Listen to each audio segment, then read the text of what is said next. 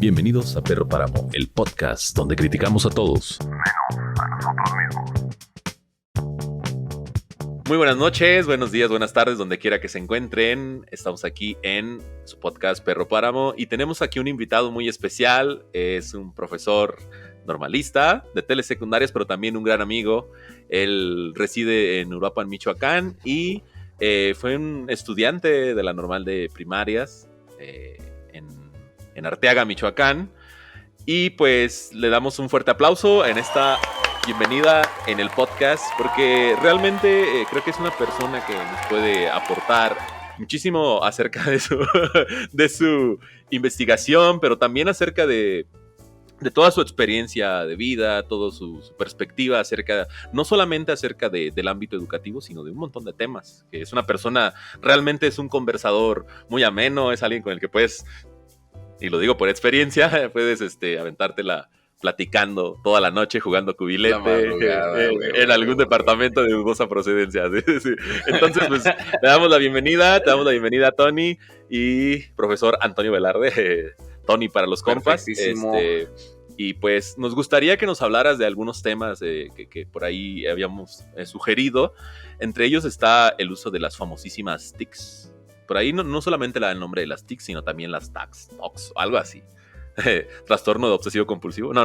Las tecnologías que se utilizan para la nueva comunicación en esta llamada nueva normalidad. Y cuáles son sus implicaciones en nosotros que pues tuvimos una formación, por decirlo de algún modo, análoga, una formación que no contemplaba completamente esta nueva realidad en la que estamos inmersos y que, sin embargo, es parte de nuestra labor docente, y es algo que, según los estándares universales, nacionales, estatales y federales, tenemos que saber, tenemos que dominar e incluso poder impartir cursos sin tener una formación realmente profesional. Entonces, te cedo la palabra, Tony, y me gustaría pues que nos hablaras un poco de todo este embrollo de temas que traes preparado por ahí.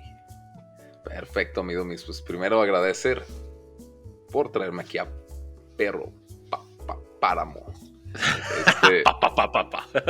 Se ocupa, o sea, le ocupamos meter así como el papá. En vez de delay, güey, meterle un eco, ¿no? como estos, los carritos, ¿no? Que traen así su... Sí. Su voz de... Sí. Okay. O un sonido acá, si te gusta, un sonido tipo bocina de ese de fierro viejo. Venimos comprando fierro. las que tenían las primarias, ¿no? Esas así como eran como un megáfono. Sí. Ok. Pues bueno, que eso es una TIC, ¿eh? Me presentaste como profesor. Somos profesores ambos y también amigos ya de trayectoria de algunos añitos. No coincidimos físicamente en mismos espacios y todo eso, pero aquí seguimos y echándole también con temas sabrosones. El día de hoy, para este pequeño espacio, este momento, pues está muy bien lo de las TICs. Ayuda porque, quieras o no, es algo muy, muy de hoy, muy de nuestro contexto. Mira, estamos aprovechando los recursos tecnológicos para estarnos comunicando, enlazando en este momento. Estamos aprovechando también para hacer difusión de ideas, de formas de pensar, de tarugadas también, ¿por qué no? Porque salen en cualquier momento. Pero sobre todo, fíjate también, hablando de ambos somos profesores, sirve para la profesión de la docencia, de la educación. Así es. ¿Qué podemos hablar de ellos? Tú dime la línea, si primero hablamos de virtudes, si primero hablamos le hacemos un pinche foda a las TIC, ¿no? Fortalezas, debilidades, oportunidades. A ver, saca tu pizarrón acá. No, pues yo creo que visto desde el contexto actual, o sea, realmente hasta qué punto es realista y voy a hablar de lo oficial, ¿no? Hasta qué punto es realista y no voy a decir que es una imposición, pero sí es un empuje por parte del gobierno federal, de los gobiernos estatales, de que los maestros tenemos que manejar estas tecnologías, tenemos que Y es un asunto que lleva mucho tiempo ya, con estos pizarrones, no sé si te acuerdas que eran los pizarrones que tenían así como realidad aumentada, ¿no? Que tenías tu lápiz. Creo que hasta en las normales, Dibujabas muchas con normales las tenían. lapicito. Sí, dibujabas. No Y era servía, súper pero era súper arcaica, sí, o sea, no, en realidad no servía, pero sí se hizo el gasto y se justificó y alguien hizo corrupción con todo eso. El alguien del punto es salón se que quedó hasta con el mouse, güey.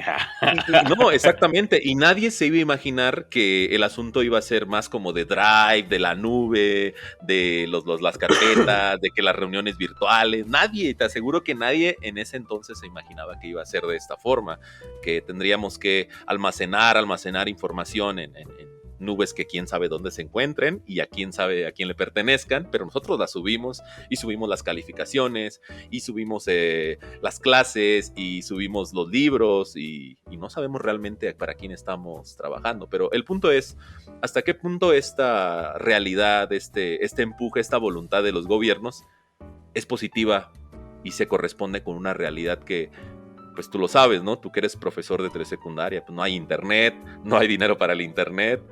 Los maestros a veces tenemos que pues, realmente ir de manera física y presentar los trabajos, en este caso que estamos trabajando a distancia. Pero ¿hasta qué punto es realista esta voluntad de los gobiernos de promover las TICs, promover las tecnologías y que los maestros sean capaces o tengan la capacidad para utilizarlas, promoverlas y viceversa? Pues me estás Está hablando grande de la una, pregunta. me estás hablando de una voluntad sin dinero, güey. O sea, una voluntad sin dinero y una voluntad sin Exactamente. esfuerzo. O sea, pues es medio random, pero ¿no? Hablando de lo primero, o sea, voluntad sin dinero, ¿por qué o a qué me refiero? Platicaste ahorita de términos ahí ya hablando de Big Data y todo eso. Claro. Quisiéramos que el gobierno tuviera Big Data, güey. O sea, ¿en cuánto beneficiaría al pueblo, a la hacienda pública, a los sistemas de seguridad, a la vialidad, güey? O sea, un pinche Big Data que tuviera, enseñándole a las cámaras qué es un auto, que supiera cuando hay un auto pasando, ¿no? Por algún lugar, que pusiera los semáforos en el color que se necesita. Oye, me hablas de un Big Data bien cabrón. Entonces, oye, pero qué miedo, ¿no? Qué miedo también. Ahorita me viene a la mente lo de China también, ¿no? Por ejemplo. Ah, sí. Ellos sí tienen implementado un pedo así, ¿no? Más o menos. Pero también, Sí, o sea, sí. qué eficiencia, ¿no? O sea, también en el sistema educativo. Obviamente no deberías de repetir la edad de tus alumnos y todo eso. Cosas bien sencillas, si ya le estás poniendo la CURP, o si ellos ya saben que está inscrito un alumno con tal CURP, que le pertenece tal registro, etcétera, etcétera, ¿no? O sea, nos Burocracia evitaríamos pura. mucha burocracia, exactamente, Claro. mucho proceso. O sea, si me preguntas a mí, sería una chingonería, por ese lado. Ahora, por el lado queda para otro tema, ¿no? Del lado de la seguridad, de la ciberseguridad, de la seguridad de nuestros datos, de... ¿cómo se le llama esa palabra? Se me está perdiendo.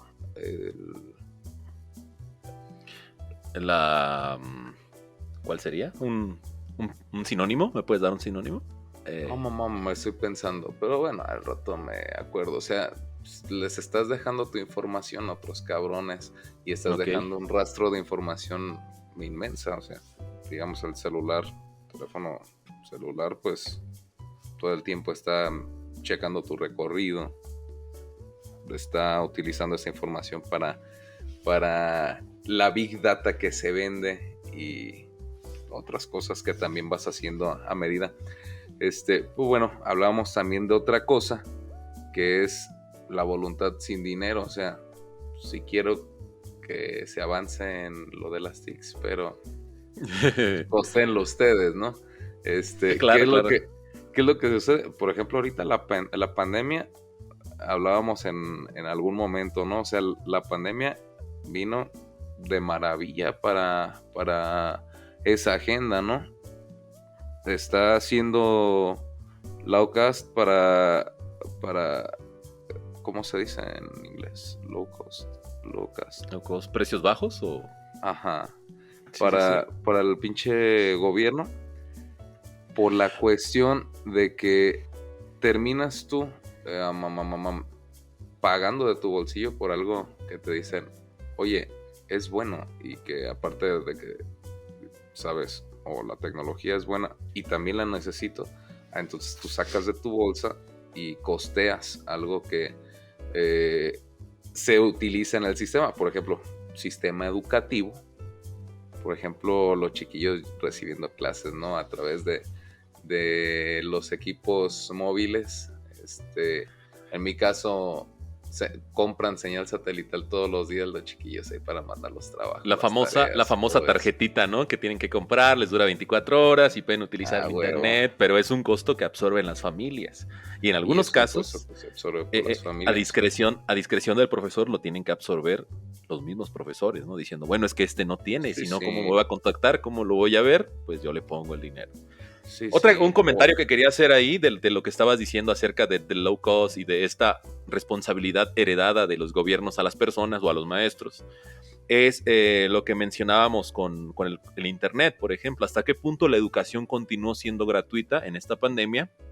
Cuando las familias tenían que pagar para recibir educación, tenían que pagar su internet en caso de que no lo tuvieran, ¿no? No es como que por causa de la pandemia, pues la gente pudiera ir a casas de otros y tomar clases juntos. En realidad es que el miedo por las muertes que hubo, por toda esta violencia y toda esta, pues se podría decir, confusión que se generó alrededor de la pandemia, pues obligaba a que todos, pues desde su casa, y contrataran su internet o pagaran los datos o pagaran las fichas, así estuvieran en un contexto urbano, rural.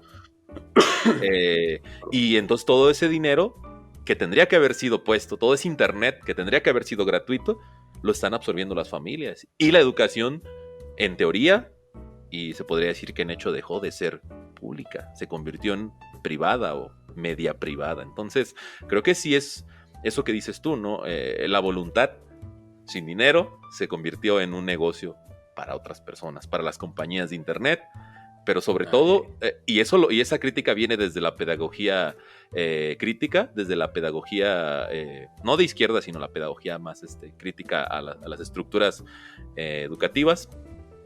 Viene de que pues realmente hubo un desfase, hubo una falta de comprensión del fenómeno educativo al tratar de meterlo dentro de este asunto del Big Data, ¿no? Toda esta información, las calificaciones, te decía al principio, ¿no? Los libros, toda esa información es utilizada por alguien. Por eso los servicios gratuitos de nube, por eso los servicios gratuitos de video, de videoconferencias, por eso los servicios gratuitos, que hasta hace poco eran gratuitos y que ya por ahí te empezaban a meter, no, pues la videoconferencia solo dura 45 minutos y ya después tienen que volver a empezarla, ¿no? Si quieres la versión premium, tienes que pagar.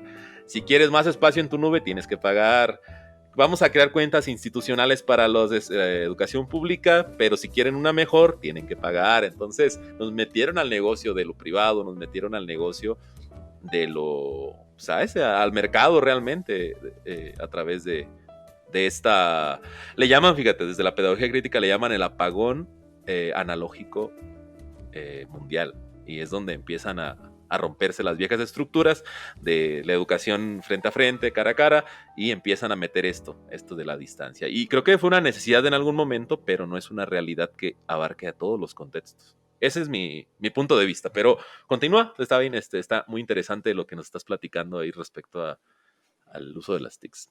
Pero pues ya ahí nos metemos en terreno, ¿no? De la agenda globalizadora y de la globalización. Pienso que si es de ese sentido, de ese punto, soy, digamos, poco escéptico de que haya intereses muy fuertes de que esta agenda se siga ejecutando conforme va, ¿no? Y al ritmo que va, o sea, cada que se puede apretar, se aprieta más a la sociedad para estarla dirigiendo hacia ese punto. Platicaba por ahí contigo de siglo XX, 1920, 1930, cuando pues empezó, digamos, lo de la sociología. O sea, ahorita queda bien ese ejemplo, cómo es de que pues nace lo que es llamado la Sociedad de Viena, ¿no? Ok. Decía, bueno, en este nacimiento de la Sociedad de Viena se empezó a hacer la cuestión de implementar lo de, digamos, la economía. Y pues obviamente ya estábamos en un proceso en donde aún había ducados, aún había monarquías, que hasta la fecha de hoy pues hay, ¿verdad? Pero aún había, y estaba ya avanzando la bancarización y la creación de nuevos modelos de mercado. Entonces, ¿qué es lo que surge a través pues de este breve espacio temporal con los intelectuales de la época, que se les estuvo incentivando de alguna manera u otra para proyectar que los análisis o a lo que estaban llegando ellos era la panacea pues para el mundo? Lo que estaban proyectando ellos era una sociedad, le llamaban sociedad de la información. O sea, ahorita estamos en un proceso superior o elevado, digamos, hablando de lo que históricamente sería. Ahorita ya estamos en un proceso de la sociedad de la información, que a quién beneficia. En aquel tiempo benefició a los mercados, benefició a la revolución industrial, benefició a creación de muchos conceptos para también después meterlos a lo de las bolsas de valores y todo eso. ¿Qué es lo que querían? A final de cuentas era que todos tuviéramos una media de información más o menos semejante. ¿Por qué? Porque si sabemos cómo están pensando todos esos canijos, todos los cabrones, podemos fácilmente proyectar a futuro, o podemos moldear hacia dónde se puede dirigir. Entonces ahora es similar, quizá con las diferencias de que así como está escalando ese tipo de sociedad de la información, ahora en vez de ser solo pensar de una manera similar, hablamos incluso de actuar de forma, las formas y estructuras culturales también hacerlas todas parecidas o cohesionar de algún modo, o decir, bueno, pues aquí que nazcan conceptos como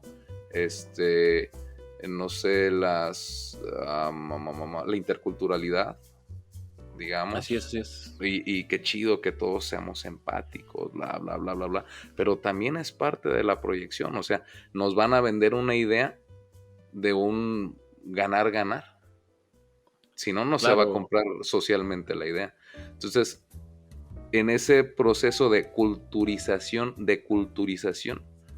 quienes más pierden son los grupos más pequeños. Un grupo étnico pequeño va perdiendo sus formas y todo eso.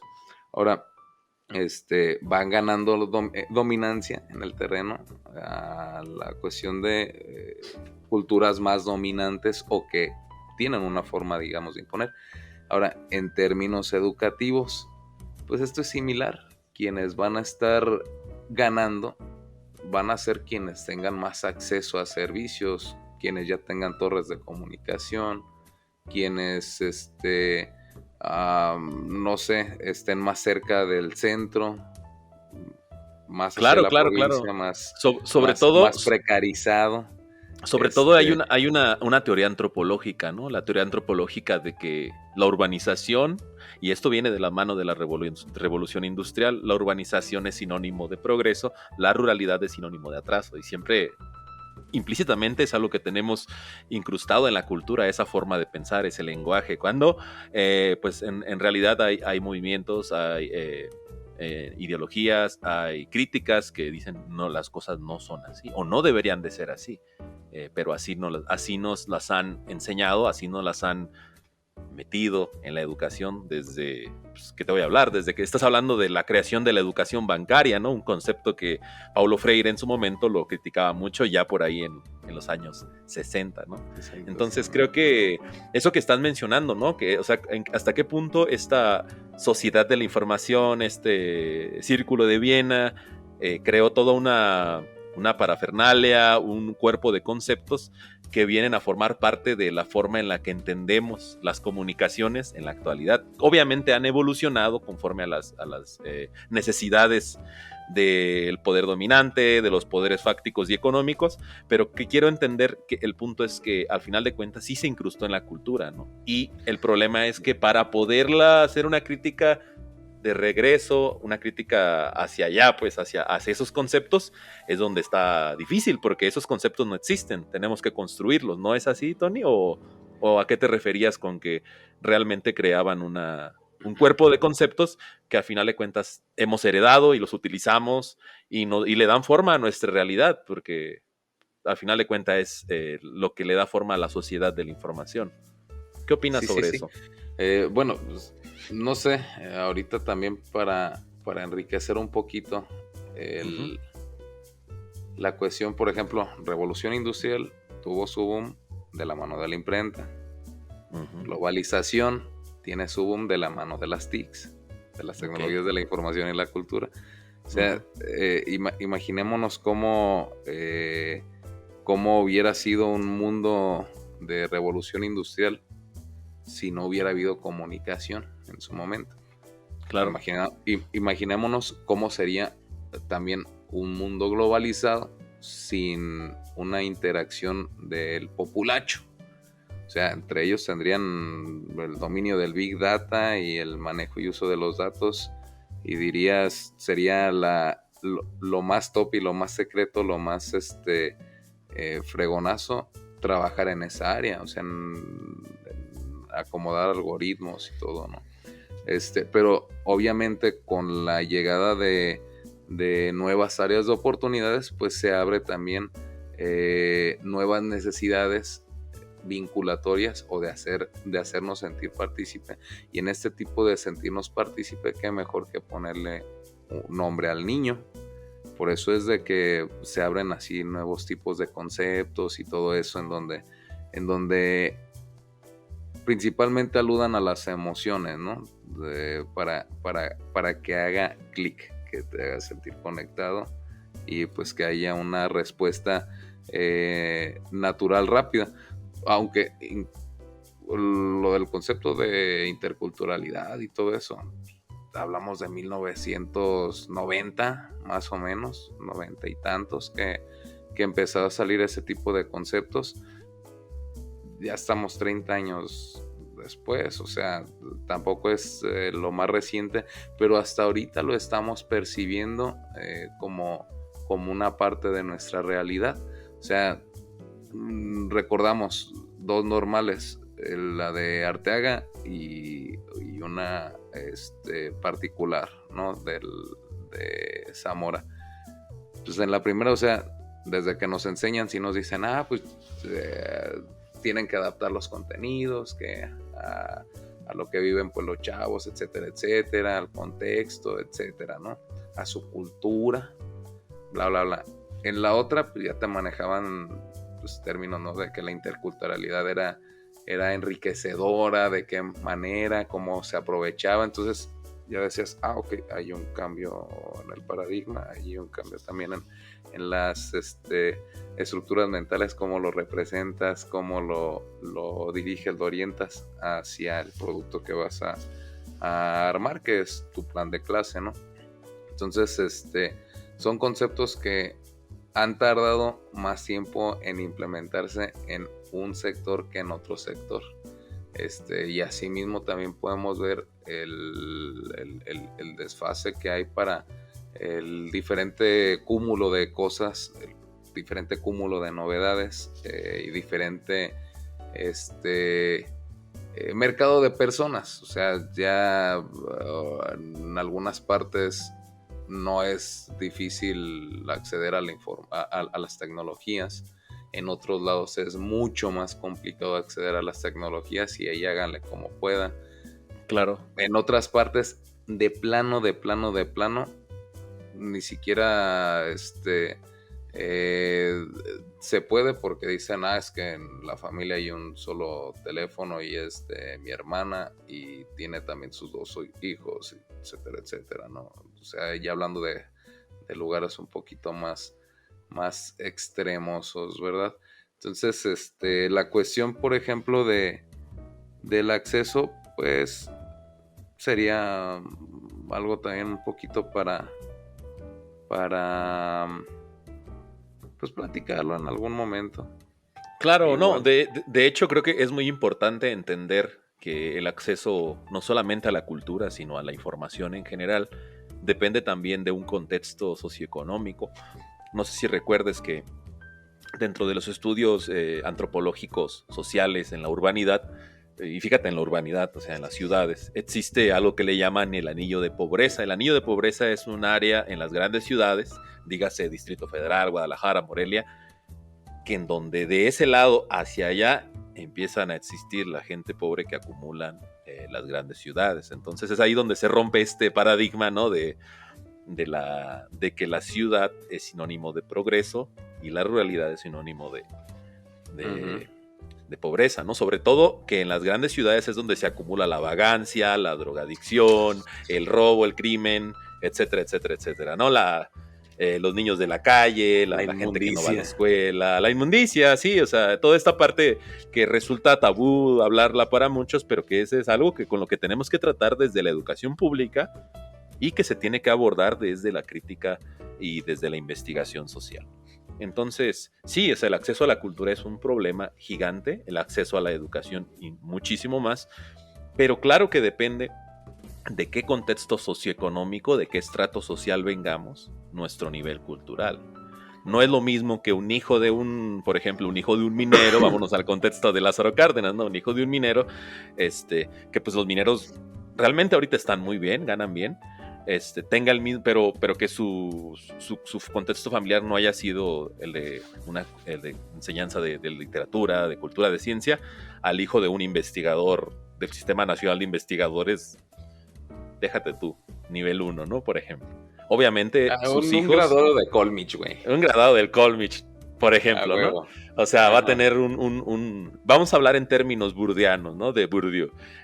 Tiene un capital cultural muchísimo mayor que un minero, por ejemplo, ¿no?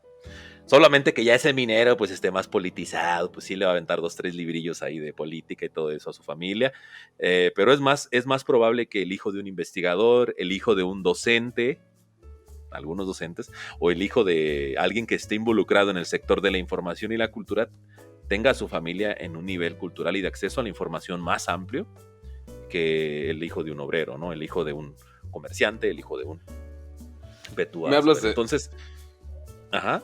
De acceso a la información, y yo creo que eso es lo más importante. O sea, la información ahí está, güey, para que la tome el que quiera acá. O sea, te abres tu... El que pueda, YouTube, ¿no? Sí. Y el que quiera y el que pueda. Te abres tu YouTube, sí, con un celularcito fregado. Y pum, me sale Chumel.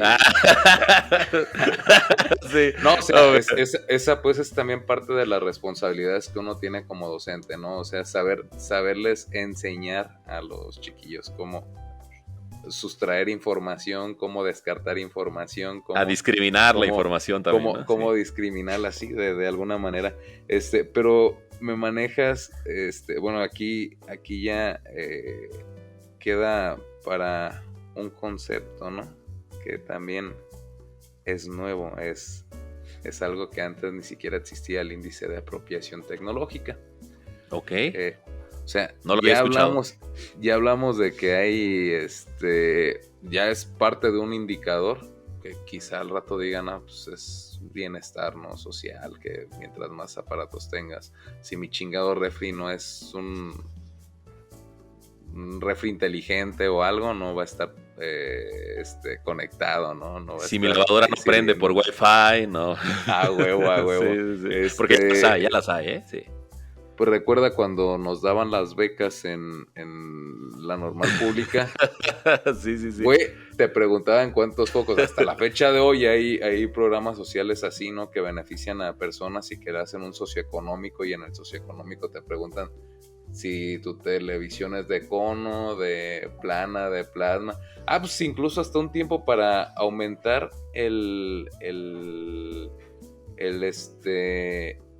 ¿La beca? mejorar la proyección de social, para decir que ya no había tanta pobreza extrema, regalaron televisiones, güey, acuérdate.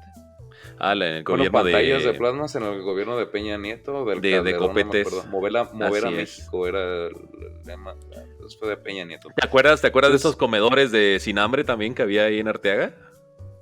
No me acuerdo. Yo lo único que conocía eran las barritas Rintintín, porque las del DIF, ¿no? Ajá, por ahí Ok. pues recibía un cuate y le decía, no mames, esas me gustan, hasta para el gimnasio, están bien nutritivas, ¿no? Están buenas Pero de sí, proteína, o sea, y todo el rollo. Sí, o sea, sí les daban bien, pues, de comer a esos pinches comedores. Pero, o sea, si nos vamos a platicar de otras cosas, también me salto las cabras. Ok. Pero fíjate, en lo de la cuestión del índice de apropiación tecnológica, o sea, en algún momento, te digo, se regalaron televisores. En algún momento también era necesario que todos contaran con un teléfono, con un smartphone, y también va a ser contemplado. Claro. Y en algún momento eso pues va a beneficiar al gobierno para tener acceso a algún tipo de recursos. Mira, no sé si es porque me desarrollo laboralmente en telesecundarias, pero lo cierto es de que en su momento, digo porque en cuanto al tema de las TICs, yo pongo a telesecundarias como un ejemplazo. No porque sea lo más moderno o lo más innovador, o porque ahorita esté en el top de la educación nacional, o porque el proyecto embone a la perfección con la necesidad actual, pero sí por la génesis que tuvo. O sea, estamos hablando de un tiempo en el que apenas estaban los sistemas abiertos de radio y de televisión, y ya estaba un cabrón diciendo, bueno, pues es que no sé, en la India o en algún otro chingado país están haciendo programas educativos, pues hay que meterlo como... O sea, eso fue importante en su momento. Hablábamos de tecnologías top en su momento, que era la industria de la radio y la televisión, que por cierto era parte de los sistemas nacionales. Dicen que se transmitía por Canal 5, de Telesistema Mexicano, que después se vendió a Canal 5 al servicio de la comunidad, ¿no? O sea, ya cuando, nada más quedó la voz y el mensaje. A huevo. Entonces, la cuestión es de que mientras estaba implementando, hace 54, 55 años, te digo de eso, mientras estaba implementando, empezó el pedo de, o se empezó a popularizar, o ya estaba popularizado más bien, lo de la carrera espacial, y ya estaban cada quien orbitando sus propios satélites y la chingada. Entonces dijo México, no mames, si a nosotros, digo, porque una cosa es lo que el gobierno quiere desprender de sus arcas para darle al pueblo, y otra cosa es lo que te están obligando a hacer, ¿no? O sea, en algún punto de la historia tiene que haber algo que cuadre o que haga que embone. Tal vez Banco Mundial, tal vez Banco Interamericano de Desarrollo, el BID, tal vez algún organismo externo les decía, oye, sí te voy a seguir prestando lana, o ahí te va un chingo más de lana, pero ocupo que, no sé, así como dicen de repente que aumente los impuestos, o que implementes tal cosa de seguridad, o que tal cosa contra la corrupción, o etcétera, etcétera. En su momento tal vez dijeron, eres un país de analfabetas, que pues es algo, de alguna manera ese algo, pues dijo, ok, entonces ocupamos más cobertura. En su momento pienso que ese algo motivó a decir, bueno, pues si el sistema mexicano de radio y televisión cualquier cabrón se puede conectar mediante una antena de conejo. Pues ¿por qué no hacemos porque en vez de que la escuela tenga su antenita de conejo y su televisión, hacemos gasto público, contratamos un servicio satelital a otro país extranjero para que nos repita la señal y llegue a las escuelas en donde van a haber antenas parabólicas que vamos a estar costeando, que en su momento supongo que han de haber sido carísimas porque era lo más top, sí. Y te hablo de tecnologías de la información, de la comunicación, o sea, ahí estamos hablando de TICs y de mantenerse a un estándar internacional dentro de lo mejor, de lo mejor, de lo mejor, y que realmente sí estaba beneficiando de alguna manera la cobertura nacional. ¿Qué es lo que hacen? Al profesor de telesecundaria le toca, como al maestro de primaria, dar todas las asignaturas. Se supone que la función, digamos, de hacerla como de monitor no de televisión, sino monitor, de estar monitoreando, estar viendo de qué manera se ayuda, donde hay dudas, etcétera, etcétera, después de haber visto parte de una transmisión grabada, que sería el contenido de donde se pretende extraer los aprendizajes esperados, ¿no? O sea, eso es en lo que básicamente era telesecundarias, pero al día de hoy la señal es prácticamente inexistente en la mayoría de escuelas. No he checado datos de cuál es la realidad institucional ahorita de uso del satélite. Porque ya después se lanzó el Morelos 1, o Morelos, ni siquiera era Morelos 1, y también, o sea, fue un gasto, ¿no?, que se hizo, que alguien le tuvo que prestar al gobierno para que se hiciera, y pues, tú sabes, el famosísimo Fondo Monetario Internacional, ¿no? A huevo, ¿no? O sea, pero sabemos que es bajo una agenda y decimos, claro. Se está bien, pero la agenda está beneficiando al pueblo. O sea, realmente se estaban ahorrando en términos de nómina, de lo que representaba la nómina, que antes sabías que había jubilaciones un poquito más decentes, la paga del maestro en términos equitativos. Un maestro ganaba para vivir bien. Hoy en día el maestro le medio alcanza y tiene que ser una pareja de maestros casada y sin hijos. Y sin hijos. Y con perrijos. No, y sobre todo se el hecho de la que... chencha y ya no la puedes llevar al veterinario más que con un amigo porque no hay varo. No, sí es veterinario, Pero o sea, entiendo el punto que a final de cuentas la precariedad de los salarios docentes ha ido en picada, y sin embargo la agenda y toda esta agenda desde el Fondo Monetario Internacional y todas estas circunstancias pues se han ido cambiando y se han ido agravando, ¿no? Y han demandado del maestro cada vez más especialización en diferentes cosas. En el caso de telesecundarias, pues a lo mejor sí han estado preparados para eso, pero en el resto de los profesores, en mi caso, yo que soy de educación física, pues sí es como que algo complejo, ¿no? No es tan fácil decir, bueno, ya sé utilizar estas tecnologías, ya puedo dar clase a distancia, ya puedo mantener un control remoto de toda la situación educativa, ¿no? Que es lo que se pide del maestro actualmente. Pero... No, mira, en realidad tal vez era un preámbulo para volver a retomar el tema de la apropiación tecnológica. O sea, en aquellos tiempos el que estaba corría con todo el gasto y tenía acaparado todo lo que tenía que ver con la tecnología, pues era en cuestiones de educación y de manera social, incluso también de alguna manera, ¿no? Tenía principalmente que ser el gobierno. O sea, digo también de manera social porque, por ejemplo, hasta hace, que serán unos 17 años más o menos, empezó, por ejemplo, las radios de las asociaciones civiles o las radios comunitarias indígenas, etcétera, etcétera. O sea, también eso en su momento pues estuvo acaparado porque era estratégico incluso.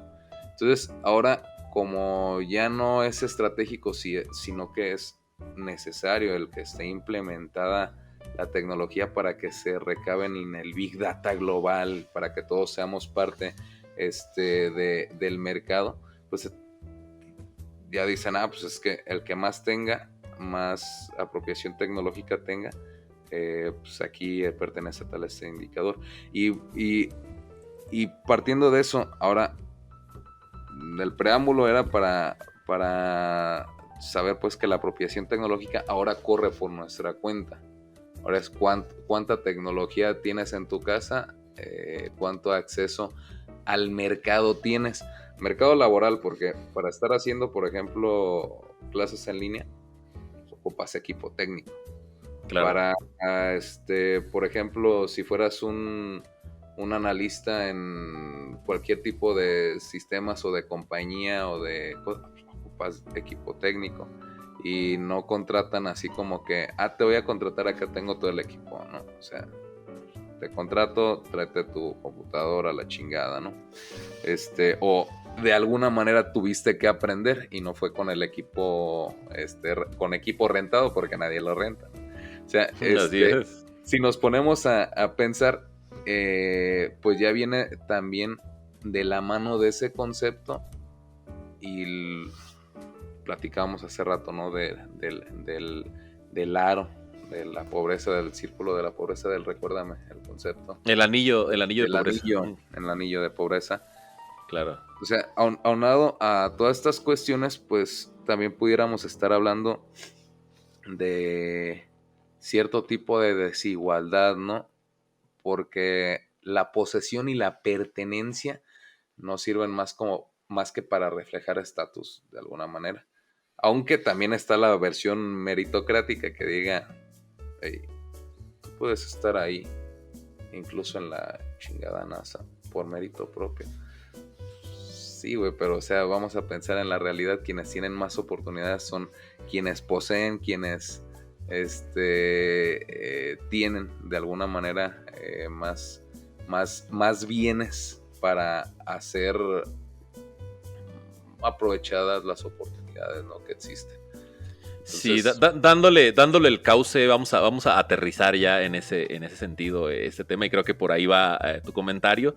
Es que al final de cuentas, toda esta sociedad de la información, todo este cúmulo de conceptos, todo este fenómeno que significa la educación a distancia y el uso de las tecnologías, está íntimamente, si no es que completamente ligado al estrato socioeconómico al que pertenezca cada quien, ¿no? A las posibilidades económicas de acceso a la información que tenga cada sujeto. No sé si me equivoque. Entonces, sí, claro, calidad del servicio, ¿no? La calidad del servicio. Mi internet de 40 kilobytes de subida por 2 megabytes de bajada, ¿no? Así que, huevo. Sí, en contra del vato que tiene fibra óptica, ¿no? Y hace sus retransmisiones de Warzone y todo ese rollo. Que no tiene nada que ver.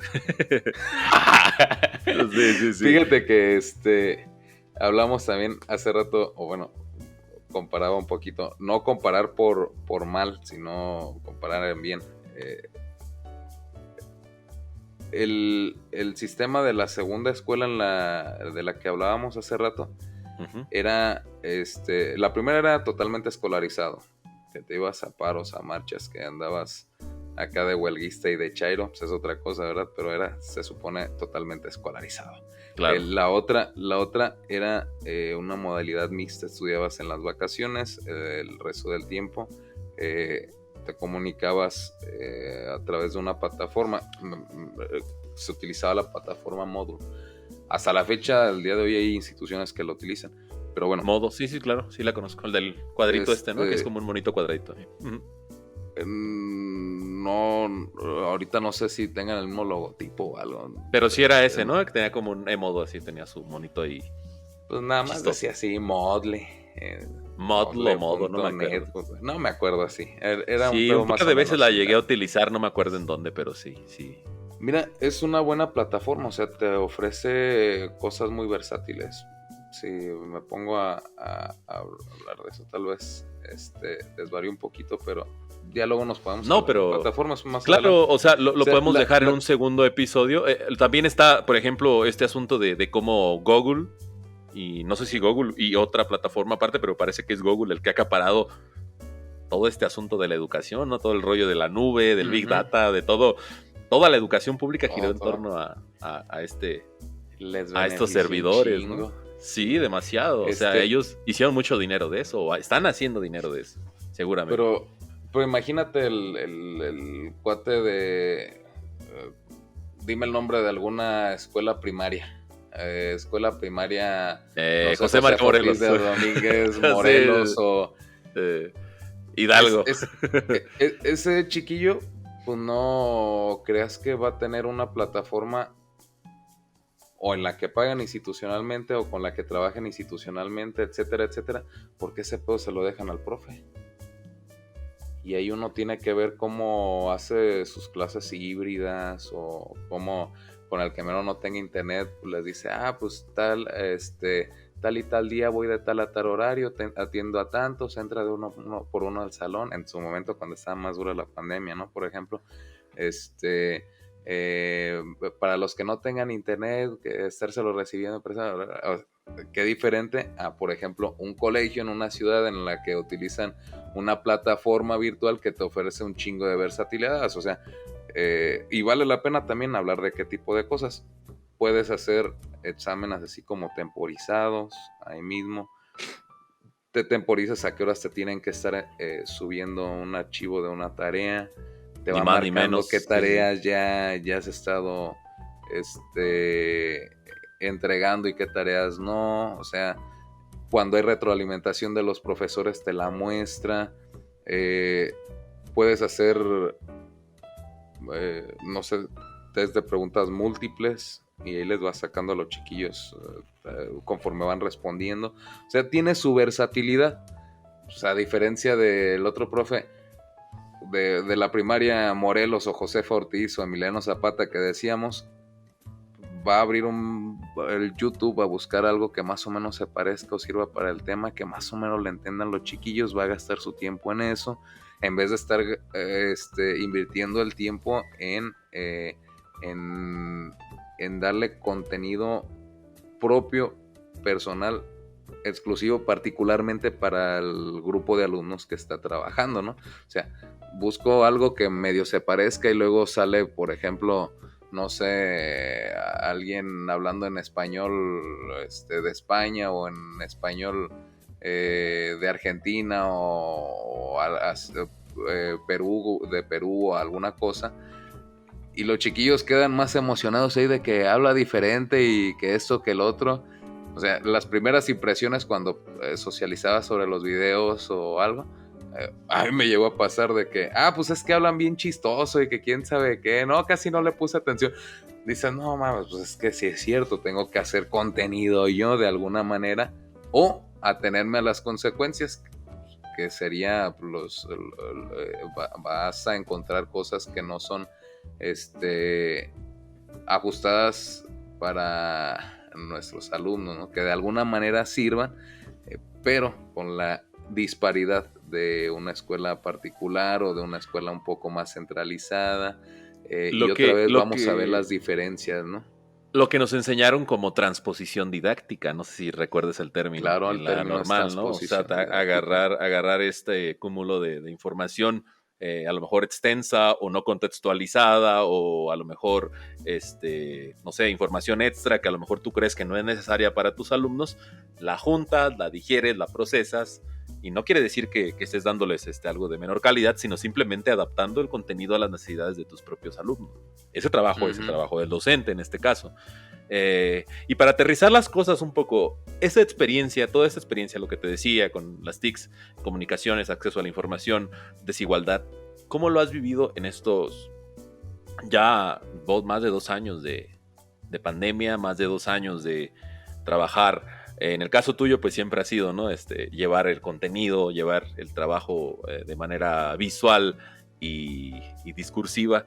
Pero ¿cómo ha sido trabajar estos 2 años con todo este montón de de desigualdades, de dificultad de acceso a la información por los alumnos en el caso de que trabajaras a distancia. ¿Cómo ha sido toda esta experiencia de 2 años de pandemia, de 2 años de dificultades, de 2 años de retos hasta el día de hoy? ¿Cómo ha sido? Platícanos un poco eso para finalizar.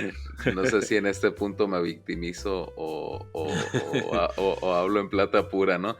Dale. Que, mira, te digo, los maestros de teles, o sea, realmente ya no utilizamos porque no sirve el receptor satelital, porque el codificador ya no existe, o porque si existe está descompuesto, cosas así, o porque la tele es viejita, o alguna cosa, ¿no? El chiste es que no trabajamos de esa manera, o sea, nosotros tenemos que dar contenidos, utilizar el libro de texto, pelón a rajatabla, hacer nuestro material didáctico para que nos entiendan alguna cosa. No hay el refuerzo visual de la televisión en la mayoría de telesecundarias en las que yo he estado, que son contextos rurales de las zonas más jodidas del estado de Michoacán, etcétera, etcétera. Pero si me preguntas cómo he vivido yo la pandemia,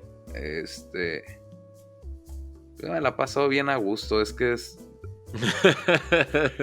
le hablas a un profesor que está en las zonas rurales, etcétera, etcétera, que no tiene que andar yendo y viniendo al camino. Por ejemplo, el día de hoy fui a trabajar, son 2 horas y media, 2 horas 25, 2 horas 45, dependiendo si agarro en el camino algún camión pesado que no deje pasar ahí en las curvas, etcétera, etcétera, de ida, y otras tantas de regreso. Entonces, para mí implica 5 horas que le meto de mi tiempo y de mi bolsa al sistema. Ok, pues tú dices, bueno, en algún momento tenías que haberte arraigado en la comunidad en la que trabajabas, ¿no? Pero la realidad es que no uno busca echar raíces en donde gusta, en donde desea. Entonces, para mí, desde esa parte, es mejor trabajar a distancia, pero soy consciente que mis alumnos tienen un rezago cañón, así grandísimo. Soy consciente que mis alumnos no reciben educación de calidad cuando estamos a distancia, cuando se tiene que volver a cerrar la escuela por pandemia, etcétera, etcétera. Soy consciente de eso, o sea, de alguna manera. Si me preguntas cómo lo viví yo, pues lo estoy viviendo a todas pelas, ¿no? O sea, decía un cuate ahí en la carrilla que se estaba viviendo la segunda luna de miel, ¿no? Había tiempo para todo. Este pequeño, para poner en contexto, ¿no? Este pequeño espacio de cuando uno sale de la normal, y te van a ubicar, pero no estás trabajando porque pues no hay ubicación y te están pagando, ¿no? Es como esa primera luna de miel ocurre cuando egresamos y no tenemos centro de trabajo, y por ahí estás un par de mesecillos cobrando sin trabajar, y me imagino que a esa luna de miel se refieren, ¿no?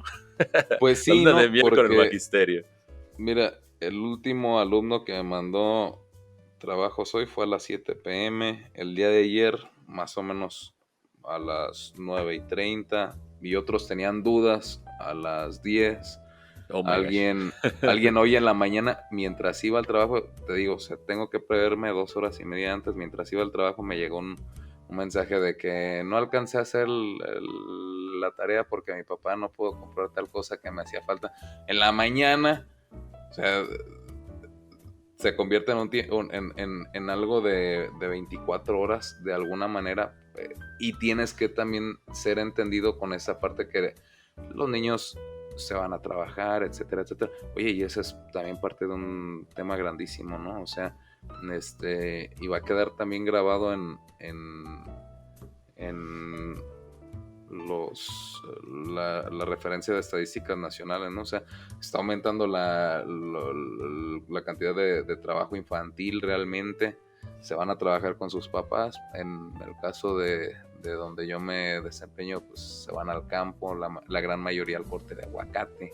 Claro, mira, de hecho, el hecho de que no aparezca en las estadísticas no quiere decir que no ocurra. Que no exista. ¿Sí? Es como el COVID, el caso de que no se vayan a hacer las pruebas la gente y no aparezca en las estadísticas, no quiere decir que no haya gente contagiada. Lo mismo ocurre con la esclavitud, lo mismo ocurre con las violaciones, lo mismo ocurre con la violencia. Son estadísticas a lo mejor que por pláticas, por noticias, por por el chisme, quieras tú, ¿no? Que es este hilo conductor de la sociedad, se saben, pero que no aparecen las estadísticas reales porque no hay quien haga esos mapeos, no hay quien haga esas encuestas y no hay quien llegue al punto en este caso del periodismo, al punto de arriesgar su vida en contextos difíciles como para obtener esa información. Pero es otro tema que que va de la mano más con la comunicación y el periodismo, ¿no? Y nos podemos de ahí brincar a lifelong, ¿no? Bueno, a final de cuentas, cada quien aprovecha el tiempo como se le plazca y están empeñando de alguna manera su calidad de educación, porque no le echan ganas, realmente una gran mayoría de mis alumnos, por una actividad que les está remunerando económicamente. O sea, a mí también me está beneficiando económicamente porque no hago gasto de transporte, logísticamente porque eso también es desgastante para mí.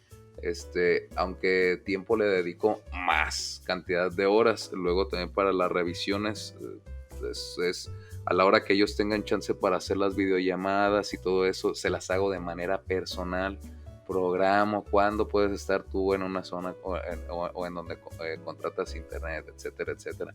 Tal día, maestro, tal día y nos vemos. Si está nublado, ya valió madres, porque es satelital y ya sabes que pues, ahí va a estar remarcando. Claro, o sea, claro. sí me entiendes, ¿no? O sea, el tipo de cosas a las que se enfrenta es más demandante en cuanto a tienes que estarle dando seguimiento o acordándote, fulanito ya me mandó tal cosa.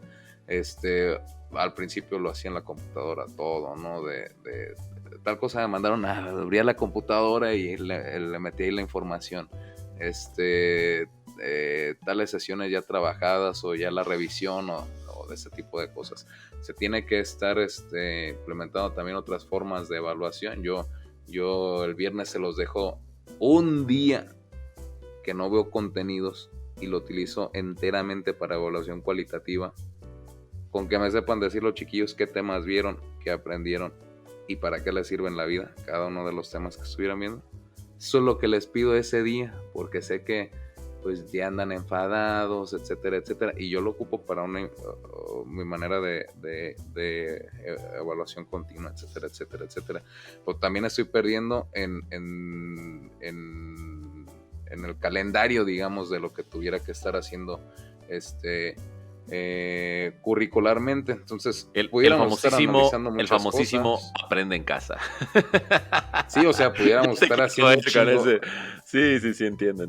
Un es chingo todo, pues de temáticas que parten. pero es todo un caos porque sigue sin corresponderse con la realidad. Todo lo que el gobierno federal trata de implementar, que se entiende que tienen que tener un plan de contingencias, tienen que tener una estructuración de qué es lo que tenemos que estar haciendo los docentes, pero sigue sin corresponderse con la realidad, sigue pareciendo imposible de alcanzar algunos objetivos, aunque desde la oficialidad, desde las escuelas más institucionales digan sí lo hacemos, llenamos, incluso falseamos la información, pero realmente es muy difícil llegar a los estándares que buscan imponer y sobre todo que el gobierno busca proyectar a nivel internacional y decir nosotros, no sé si recuerdes este informe, ¿no? Que decían nosotros alcanzamos un nivel óptimo educativo con Aprende en Casa 1 y Aprende en Casa 2, así como haciendo una especie de simulación, ¿no?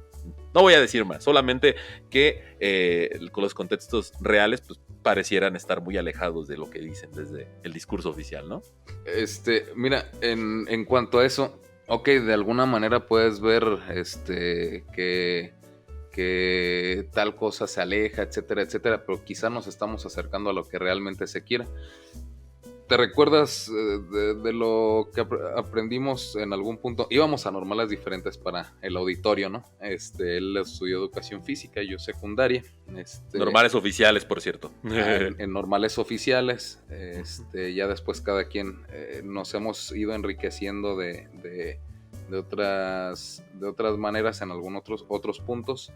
Pero por ejemplo, en tu normal seguramente tuviste que checar lo del aprendizaje significativo, Auswell y todo eso, ¿no? Entonces, así es. Pues se hace todo un paradigma alrededor de lo que es el aprendizaje significativo. Ahorita yo creo que nos estamos dirigiendo más y es parte de la voluntad sistémica, no del sistema, de arrojarnos hacia el aprendizaje a lo largo de la vida, ¿no? Que es un concepto de los que está cobrando fuerza. Y ahí vamos a ser más acompañantes nosotros, y ellos van a tener otras formas más activas de estarlo haciendo. Ahora, que con qué recursos lo van a hacer a lo largo de la vida, quizá tengan mejor aprendizaje que tenga sus lentes de realidad aumentada. O sea, volvemos a lo mismo, ¿no? O sea, van a tener, quien tenga más apropiación tecnológica, pues va a acceder más fácil a un metaverso, ¿no? Va a poder ver suena descabellado, suena para nosotros hermoso. Que hemos crecido con la tecnología, suena descabellado, pero es una realidad. No, yo no diría que es hermoso, yo diría que es un poquito negar la realidad social, y todo lo que venga de Zuckerberg o Zucaritas o como le digan, para mí es algo un poquito diabólico. A pesar de que todos utilizamos Facebook, sí. Y es por donde compartimos la información y nos mantenemos en contacto, realmente es un tipo que pues se ha beneficiado del Big Data, del Internet de las cosas, de todo esto que absorbe de los usuarios, y ya sabemos que por ahí lo ha utilizado de manera para beneficios políticos, para dirigir a las audiencias a cierta opinión. Pero eso, bueno, es otro tema. Y quiero que terminemos, bueno, con una pequeña conclusión de tu parte, y bueno, vamos a ver qué hemos aprendido de todo esto. ¿En qué puedes concluir toda esta hermosa y compleja y de alguna forma muy personal conversación que hemos tenido? ¿Cuál es tu conclusión de todo esto? Yo creo que una de las cosas o de las fortalezas para tener una conciencia humana, una conciencia incluso hasta de clase, es tener una perspectiva histórica de los eventos, sucesos, ¿no? Y ponernos en ubicarnos en un punto.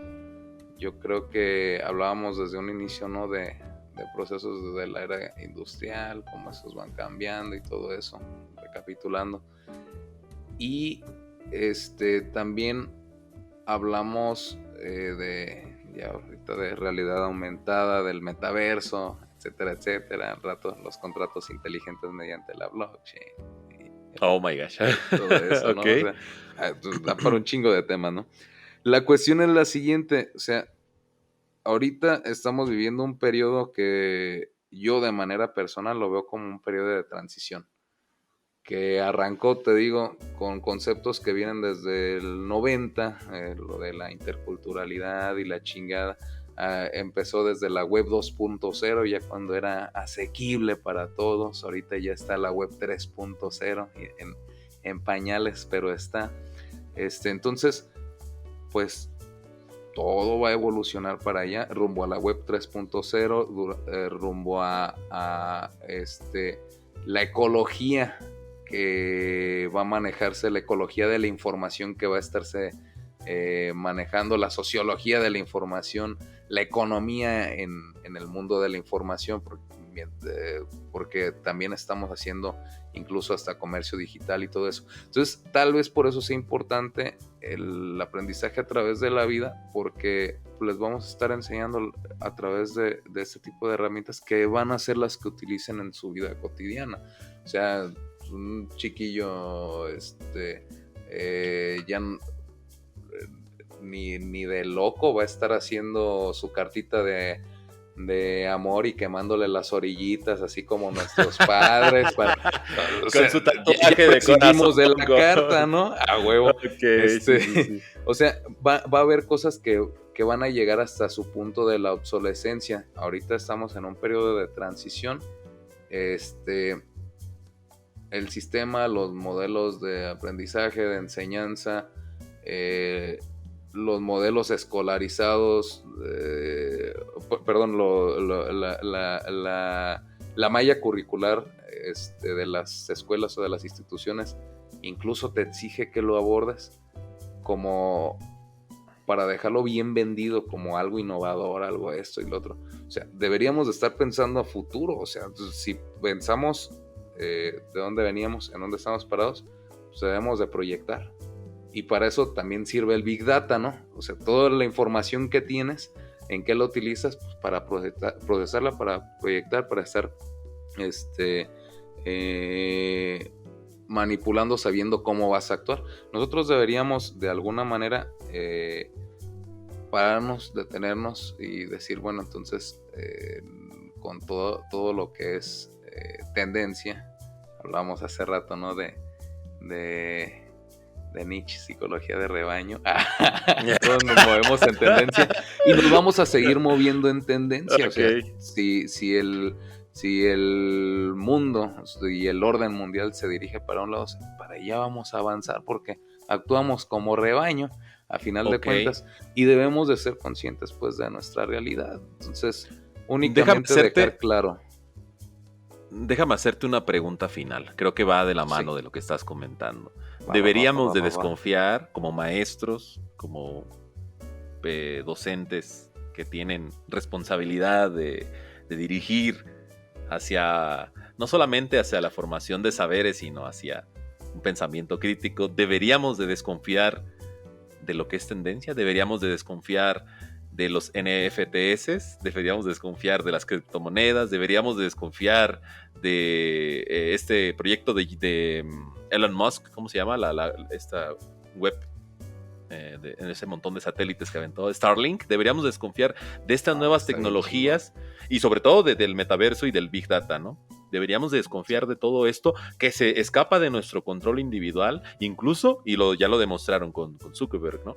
Se escapa del control de los estados, nación. ¿Deberíamos de desconfiar de todo esto? ¿O crees que funcionaría de alguna forma para beneficiar a la humanidad? Yo tengo mis dudas personalmente, pero quiero escuchar tu opinión para finalizar. Me preguntas como profesor y tengo que asimilar una actitud performática, totalmente performática, por ponerme así como que en esa por ponerme en esa vitrina desde el punto de vista de Tony profesor, ¿no? Hay que desconfiar de todo. Es lo primero que tenemos que hacer conciencia, ¿no? Y le puede ir uno meter ahí su caquita. Si me preguntas desde mi punto de vista como Tony, hay muchas cosas que en esta evolución no fueron del todo previstas y controladas. Podemos ver las cosas buenas y malas. O sea, lo de, por ejemplo, Starlink es una chingonería. Pero una chingonería que va a beneficiar a las clases, que tengan más manera de estar accediendo a la tecnología. O sea, no es nada más Starlink. O sea, hablamos ahí de Elon Musk.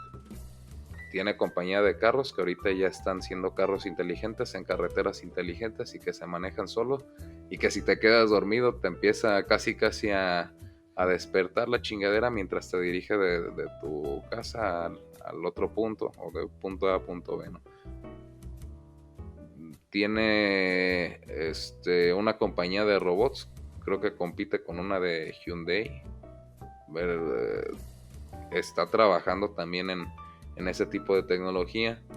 O sea, tiene lo de SpaceX, que son los que están llenando de satélites con un plan de llenarse todo alrededor del globo terráqueo de manera de comunicarnos, ¿no? Es eso y colonizar Marte también, ¿no? Es otro de sus colonizar proyectos. Marte, a huevo. Claro. Llegar a los asteroides y extraer el oro. Digo, porque los asteroides se supone que son de pedazos que incluso pueden ser de partes centrales del planeta. Materiales más pesados, cuando el planeta está caliente, está activo. Y más caros. Más caros. A huevo. Bueno, entonces, la cuestión es de también el Neuralink, otro proyecto de ese cabrón, y que se viene a complementar con algo que no sabía que ya se anunció, y yo nada más así como que suponía, no mames, imagínate, conectas un Neuralink con un teléfono que traigas en tu bolsa, Al teléfono metaverso. con batería, y vas a tener capacidad de comunicarte con los satélites. Qué chingón. Pues ya está sacando su compañía, su versión Tesla, pero de celulares. O sea, desde el link neuronal, quien lo tenga va a poder acceder a información, va a poder acceder también a dar órdenes o indicaciones a equipos remotos, tal vez equipos tecnológicos, tal vez la licuadora, tal vez el portón de tu casa, etcétera, etcétera, tal vez maquinaria, tal vez otra computadora, etcétera, etcétera, ¿no? O sea, va a beneficiar a muchos. Ya hablamos incluso hasta en algo así más fantasioso, de androides, ¿no? Va a beneficiar y a muchos, pero a muchos otros también se les va a estar rezagando. Hablemos también de otra cosa. Me preguntaste de las NFTs. Las NFTs nacen a partir de lo que es el pedo de las blockchain. A mí me encanta lo que es blockchain. A mí me encanta lo que es Bitcoin, porque empiezas a descentralizar. O sea, a partir de blockchain y de los criptoactivos, deja el banco de tener la posesión de tu dinero, que más o menos tengo la idea de que hay un acuerdo, no recuerdo ahorita el nombre, ni me voy a poner a buscarlo, pero es un acuerdo como del Banco Mundial o banco con los diferentes bancos centrales de los países, que tienen una regla básica: el 80% de las actividades o de las operaciones, las inversiones que esté realizando, se hacen a través de deuda, y solo el 20% o un 10% con dinero real, ¿no? Para no descapitalizarse y todo eso. Entonces dicen que tienen tus activos y que los tienen ahí en físico para en cuanto lo estés solicitando, pero en realidad ¿cómo se llama? Pasa que pues los activos están por ahí siéndose invertidos o moviéndose en un lado en otro. Entonces en blockchain, si bien la manera de acceder a criptoactivos en este momento, aparte del peer-to-peer, de persona a persona, o sea, que tú, Dumars, me mandes a mí o que yo te mande a ti, la manera más usual es a través de alguna plataforma. La mayoría de plataformas son exchange, casas de cambio, pero en la parte digital. Y hay veces que pues, por comodidad, por no tener un ledger, un aparato, una cartera fría le llaman, pues dices, ahí dejo mis criptoactivos. Y ellos están ahorita utilizándolos como si fueran bancos para mover el mercado, para manipular la oferta y demanda. Pero de alguna manera eso también va a acabar. O sea, ya hay propuestas y hay empresas, hay tokens de lo que es exchange descentralizados, en donde directamente de una cartera caliente tuya pones tu activo, lo cambias o lo intercambias o haces tu operación y otra vez se vuelve a tu propia cartera, no a la cuenta de un exchange, Intermediarios, y mucho menos de un banco. Entonces, habría que entender un poquito eso. Y eso no creo que haya sido preparado por, dirían, el imperio de los amos del mundo, ¿no? De hecho, eso, para la generación que ahorita está chiquita, eso, si nos ponemos a pensar, pudiera ser hasta lo más chairo a lo que pudieran acceder. O sea, decir, es mi forma de resistencia, yo tener mis propios activos, yo tener mi propia custodia de valor, el control, ¿no? Sí, o sea, hablábamos también el día de ayer, ¿no? De cómo cada quien tiene que hacer su propio esfuerzo por una resistencia. Entonces, y sobre todo, bueno, sí, ya para concluir. Ajá, ay, perdón. Lo de las NFT, ¿no? ya, o sea, como que es una siguiente evolución de las cripto, ¿no? De las criptomonedas. O sea, se dan cuenta que Bitcoin también puede servir para hacer contratos inteligentes. No sé, un ejemplo, tú y yo comerciamos algo, pero en el contrato estipulamos que si me sale defectuoso, directamente se te va a descontar tal cantidad de dinero o te arrendo un domicilio, y si cuando tú lo desocupes nos damos cuenta de que está en un periodo pactado en el acuerdo, se te va a descontar directamente de tu cartera tal cantidad de dinero, ya aunque tú no lo aceptes, o sea, ya es un contrato inteligente, ¿no? Bueno, se dan cuenta de que también sirve para firmar contratos inteligentes de una manera descentralizada. Después se evoluciona y es hasta cuando nacen los NFT, los no fungible tokens, que son cosas que no se pueden partir o dividir, o decir tal fracción de tal token o un centavo de tal, para que entiendas. Como en el caso de las bitcoins, ¿no? Que se pueden vender y los puntos decimales les llaman satoshis, digamos los centavitos, los centavitos de pesos o cosas así, serían los satoshis. Entonces los not fungible tokens son indivisibles, no se puede decir, pues medio. Tal vez en un futuro digan, pues te vendo la mitad, ¿no? Entonces, a partir de esto, dicen, pues vamos a agregarle valor a los not fungible tokens, y dicen, pues tal cosa es una serie de imágenes de colección. Tal cosa, pues para tu metaverso te va a servir para que veas un pinche Ferrari cuando estás en tal plataforma de tal metaverso, o qué sé yo, ¿no? Le van a hallar utilidad. A mí no me gusta lo de la tokenización de todo y los NFTs de todo, porque de alguna manera se empieza a desvirtuar. Nos vamos otra vez a hacer el tipo de economía que hasta el día de hoy se está haciendo. Y te hablaba de lo primero, es lo más chairo a lo que van a acceder los demás. Entonces están las dos polaridades, la visión del Tony, que acepta unas cosas, otras cosas dice va a estar de la fregada, y la visión de profesor que dice, oye, a tus alumnos enséñales a ser críticos, y ya, ¿verdad? No, en realidad, bueno, personalmente todo lo que me platicaste suena súper interesante. Todo este asunto de la tokenización, las criptomonedas, pero es algo de lo que yo personalmente desconfiaría muchísimo, porque para mí resulta ser algo muy especulativo.